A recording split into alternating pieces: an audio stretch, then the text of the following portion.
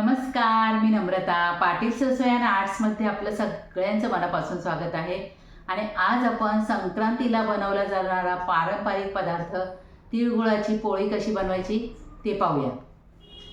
तिळगुळाची पोळी बनवण्यासाठी मी घेतलेले आहेत अर्धी वाटी शेंगदाणे. शेंगदाणे चांगले भाजून घ्यायचे, त्याची थोडी सालं काढून घ्यायची आणि वाटून घ्यायचे. 1 वाटी तीळ घेतलेले आहेत. तीळ पण आपल्याला भाजून घ्यायचे आहेत, थंड करून. ते पण आपल्याला जाडसर वाटून घ्यायचे आहेत. ते तीळ भाजून झालेले आहेत, काढून घ्यायचे. गूळ किसणीने किसून घ्यायचा किंवा मग सुरीने बारीक कापून घ्यायचा. किसून घेतला ना गूळ तर त्याच्यात गुठळ्या राहणार नाही. तर आपला गूळ किसून झालेला आहे. आता शेंगदाणे बारीक करून घ्यायचेत. तर शेंगदाणे असे बारीक करून घ्यायचेत की त्याच्यात दाणे राहिले नाही पाहिजेत बारीक. चालू बंद करून वाटून घ्यायचेत. तीळ पण आपल्याला थोडेसे जाडसरच वाटून घ्यायचे आहेत, फक्त फुटले पाहिजेत ह्या पद्धतीने. तर आपले तीळ शेंगदाणे आपले बारीक करून झालेले आहेत. आता याच्यामध्ये टाकायचं आहे वेलची पावडर, जायफळ पावडर, किसलेला गूळ.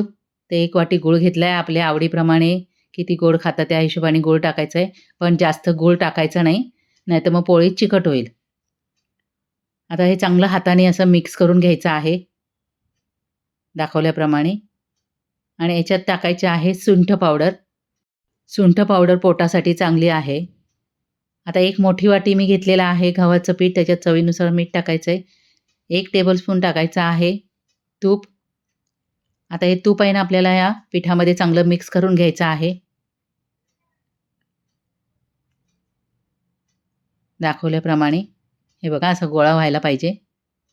आता याच्यामध्ये थोडं थोडं पाणी टाकून आपल्याला घट्ट पीठ मळून घ्यायचं आहे. खूप पातळ पीठ मळायचं नाही, तर थोडं थोडं पाणी टाकूनच पीठ मळून घ्यायचं आहे. हे बघा, आणि थोडंसं नंतर चांगलं मऊ करून घ्यायचं आहे. आता 10 मिनटं आपण याला झाकण ठेवून देऊया.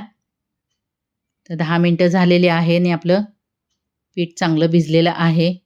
आता परत एकदा चांगलं असं पीठ मळून घ्यायचं आहे. त्याच्यानंतर आपल्या आवडीनुसार याचा गोळा घ्यायचा आहे आणि दाखवल्याप्रमाणे आपल्याला ही पारी बनवून घ्यायची आणि त्याच्यामध्ये हे सारण भरायचं आहे तिळगुळाचं.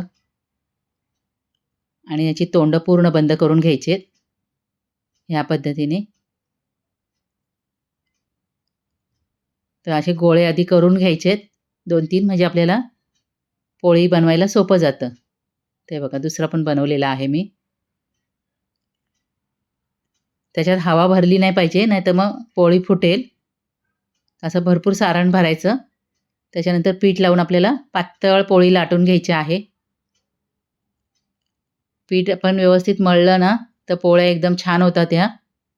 खूप पातळ पीठ मळायचं नाही. तर आपली पोळी लाटून झाली, अशी पातळ लाटायची. आता भाजून घेऊया. तर गॅस पण आपला जास्त मोठा ठेवायचा नाही, चांगली खरपूस भाजून घ्यायची आहे. आणि बाजूनी तूप सोडायचं, वरती पण चांगलं तूप लावायचं. तर ही तिळगुळाची पोळी आहे ना, तुम्ही संक्रांतीपुरतीच नाही तर कुठे फिरायला वगैरे जात असाल तरीसुद्धा बनवून नेली तरी 8 दिवस अजिबात खराब होणार नाही. असं दाखवल्याप्रमाणे फक्त बनवा. हे बघा, चांगली अशी भाजून घेतलेली आहे, मस्त अशी खरपूस. आता दाखवते मी. पोळी आपली तयार झालेली आहे आणि किती छान झालेली आहे ती.